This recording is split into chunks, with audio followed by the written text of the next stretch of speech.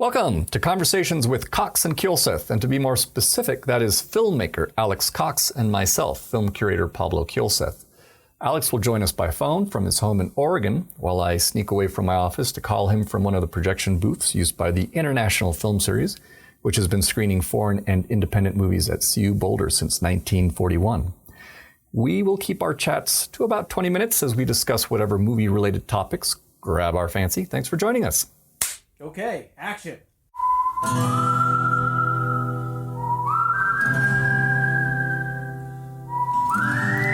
Yes. So Alex, it's good to hear your voice as usual. And by the way, I want to let you know that your lovely wife keeps butt dialing me apparently. So tell her that it's always nice to see her name pop up on my cell phone. Tell her I said hello. Oh, that's so lovely. Yeah.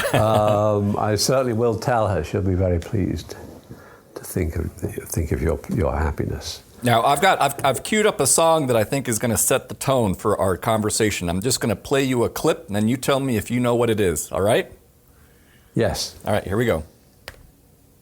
If efficiency and progress is ours once more, now that we have the neutron bomb, it's nice and quick and clean and get things done.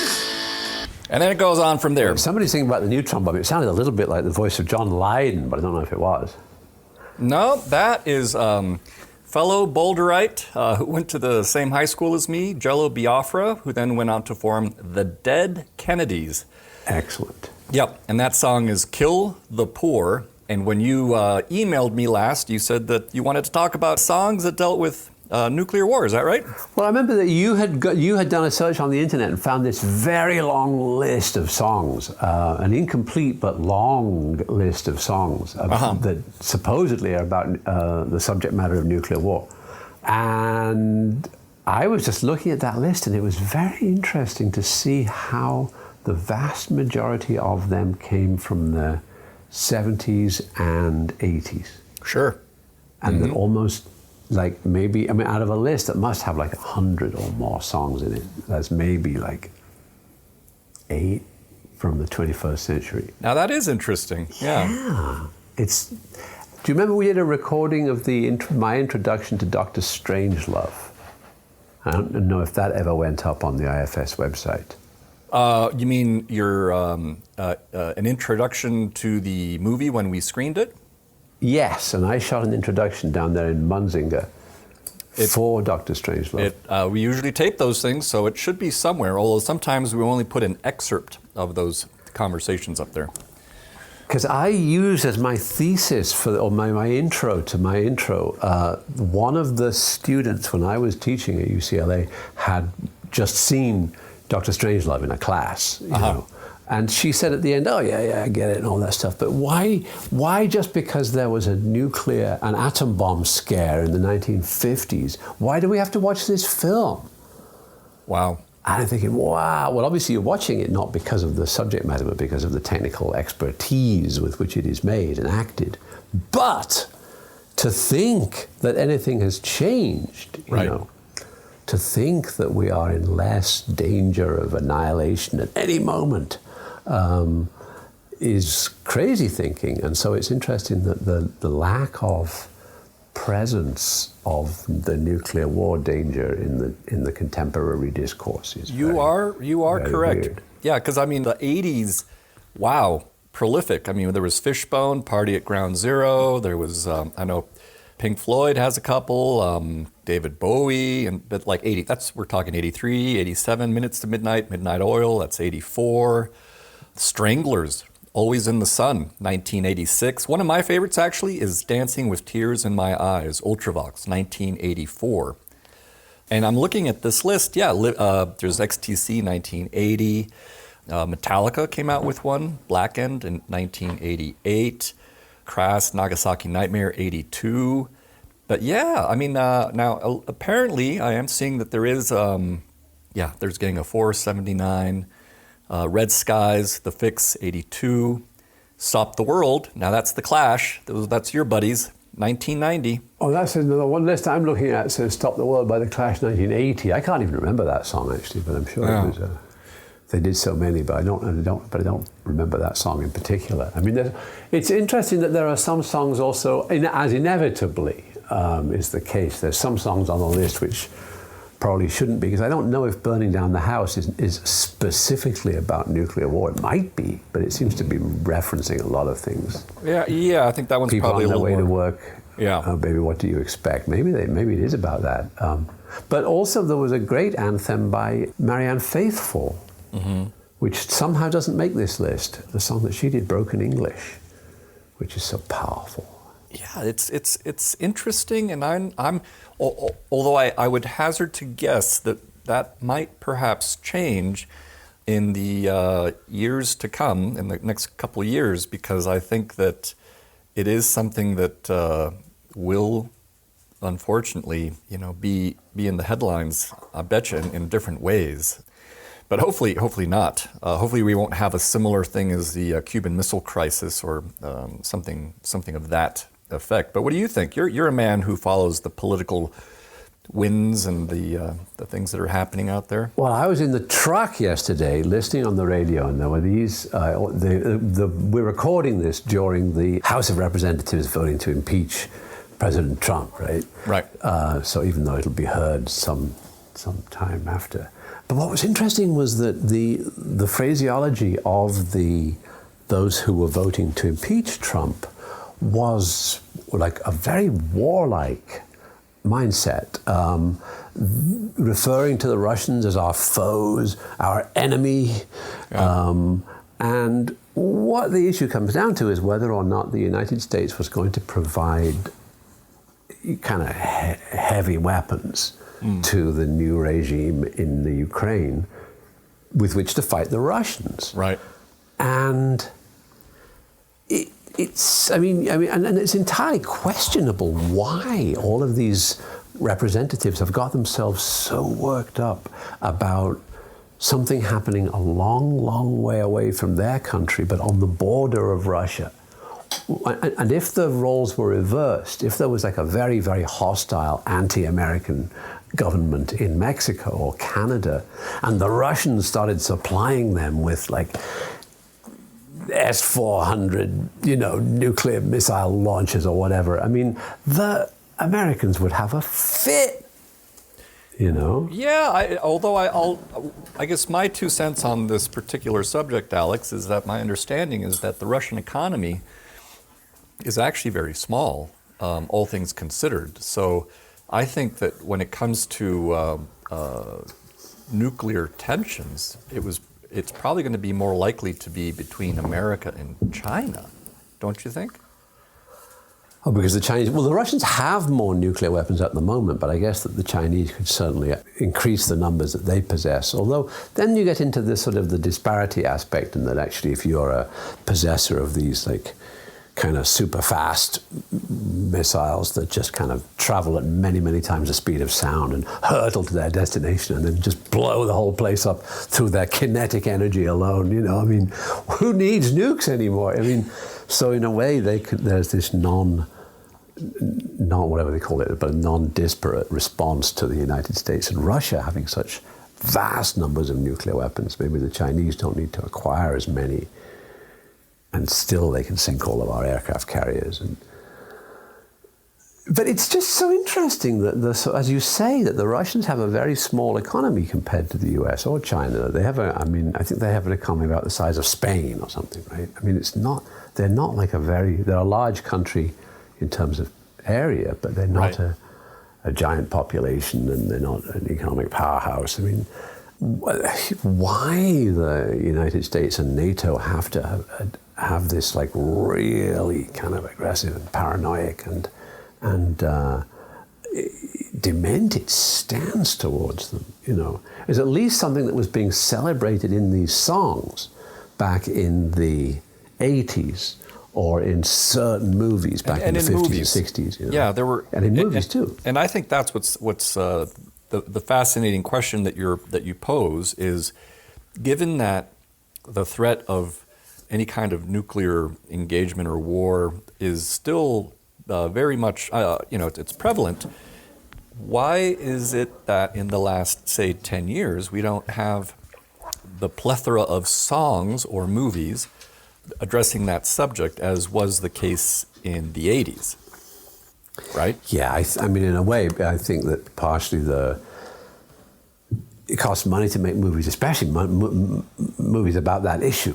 You know, so even if filmmakers really desired to do that, they'd have to have a fairly large budget, and that would mean going to a studio. And unfortunately, the studios and the big producers have all developed these relationships with the military-industrial complex. You know, they get free airplanes and free trips to the CIA HQ. But I don't know that you actually do need a massive budget, because if I think about the indie art house films that I saw that influenced me about nuclear war, I think of things like, you know, the Atomic Cafe, and then there was that one reeler, the black and white one that was shot in Britain. Oh, you mean the short by Peter Watkins, a 50-minute quasi-documentary called The War Game. That's right, but I'm just saying that's that an incredible film. You can make movies about nuclear war that are actually on shoestring budgets. It's actually well, that's true. You're right. And Miracle Mile was a film made in the 80s that was a kind of an independent Hollywood film that didn't have a huge budget. So Listen, it's true. Alex, given that you were able to make a Western for peanuts, I mean, I think you could actually make a movie about nuclear war, too. But not for peanuts, because this time we have to get paid. We can't all work for nothing again, because it's dispiriting. And then you go home to the family, and the children are hungry, you know, holding out their hands. True. You know, we have to have some, this time around, we have to make some money at it.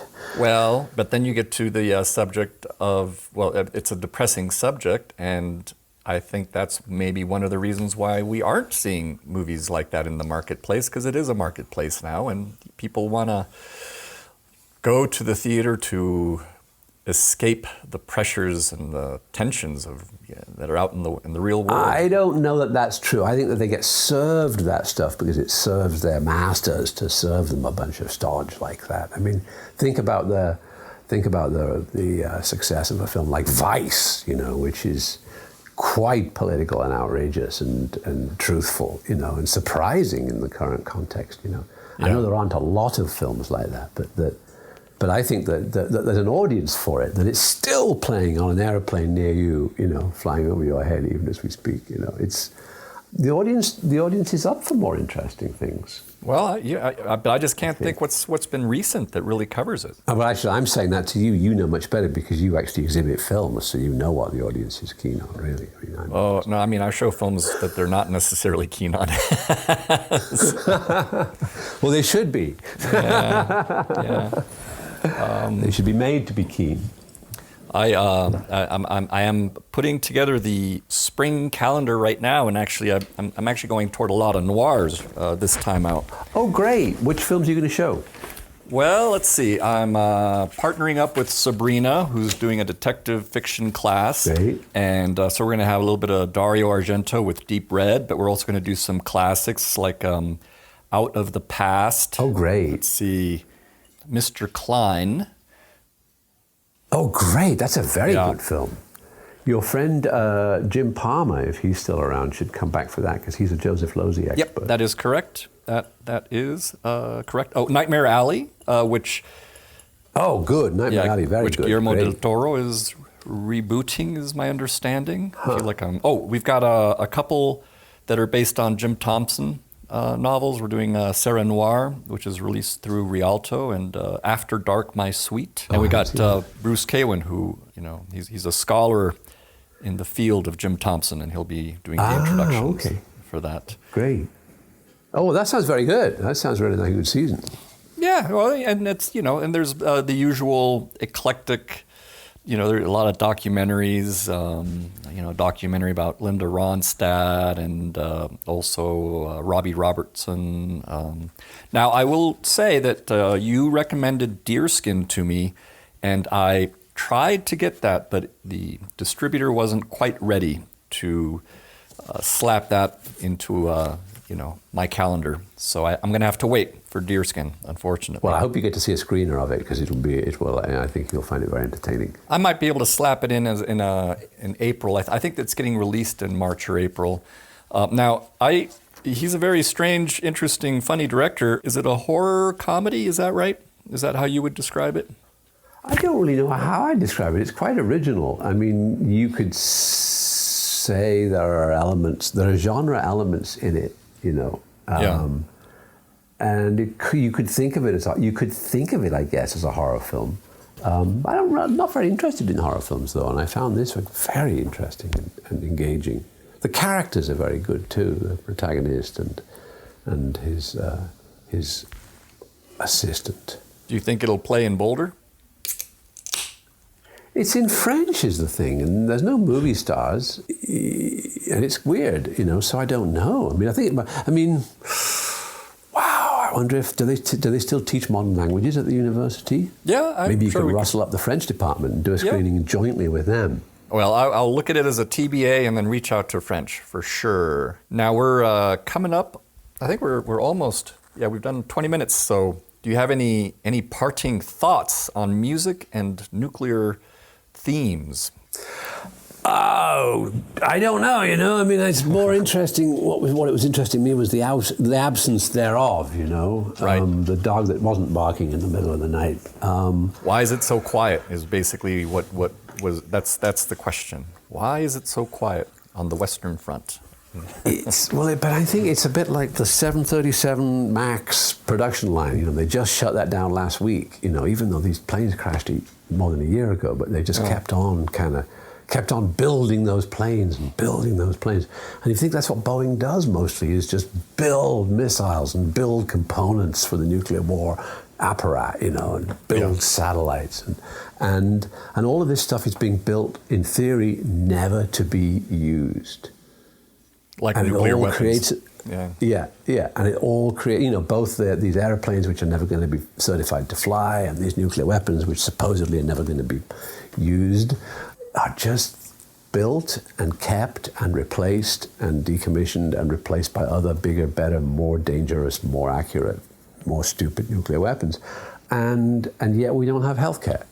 Right. You know? Sure. And everybody that ever went to university is like stuck with a huge shed load of debt, you know. So and the amount of interesting. The amount of money that is that was put in toward the wars in the Middle East over the last, you know, many years, it's atrocious.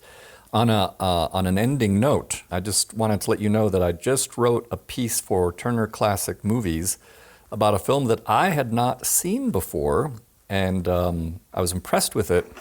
And you and I have talked before about war movies and how it's, you know, it's very hard to find a war movie that genuinely.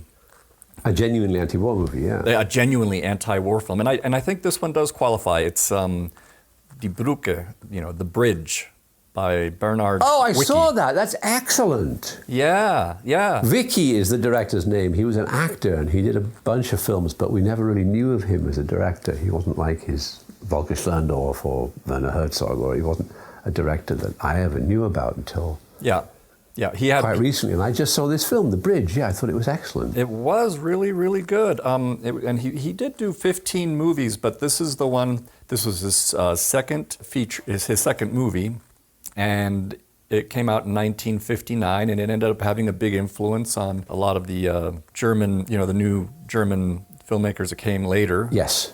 And it was also based on the true story of a young 16-year-old who saw 6 of his classmates get killed for a totally unnecessary, silly endeavor. Stupidity. And it wasn't even, it ended up not even becoming a footnote in the ledgers of the war books. It really presented, I thought, a very good and powerful view of the ridiculousness of war. It's a very good film. It's very well made too. It's very, you know, it's really well done. You know, yeah. I really enjoyed it.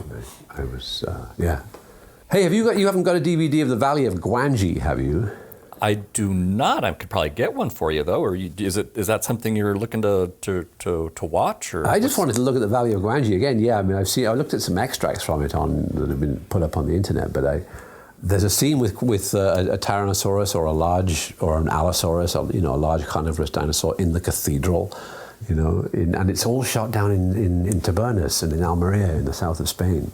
So And you're Ben Johnson's in it, you know. So I got to see. I saw it when I was a kid, but I haven't seen it for many years. Yeah, that's 1969, directed by Jim O'Connelly. I've never seen it. The poster has always been. It's one of those things that I certainly always remember the poster. It's as good as the poster. I mean, it was originally going to be. It was a project of Willis O'Brien, and he did a lot of drawings for it. Yeah. Black and white drawings. He was going to do it in black and white in the 40s, but didn't. You know, the creator of King Kong. Sure. But then his student Ray Harryhausen did do his own version of the Valley of Gwangi. You know, in '69, and this is it. So.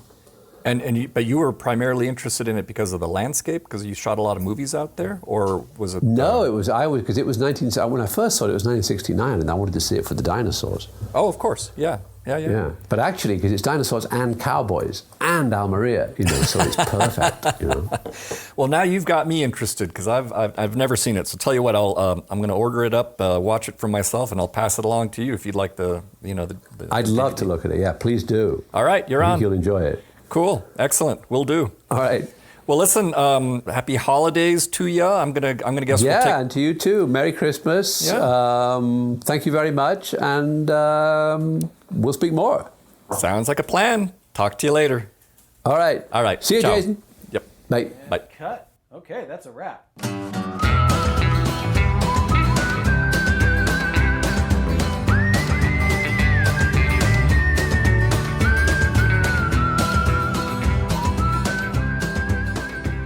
Thanks again for joining Alex Cox and myself today. I'd like to thank Jason Phelps for handling the audio and Ted Thacker for letting us use the intro to his song, The Ballad of Slim Cessna, for the musical cues that bookend these conversations. Don't forget to go out there and watch movies in a larger-than-home venue. It's what brings us all together to see movies the way they were meant to be seen, on the big screen, as we sit next to strangers, neighbors, and friends.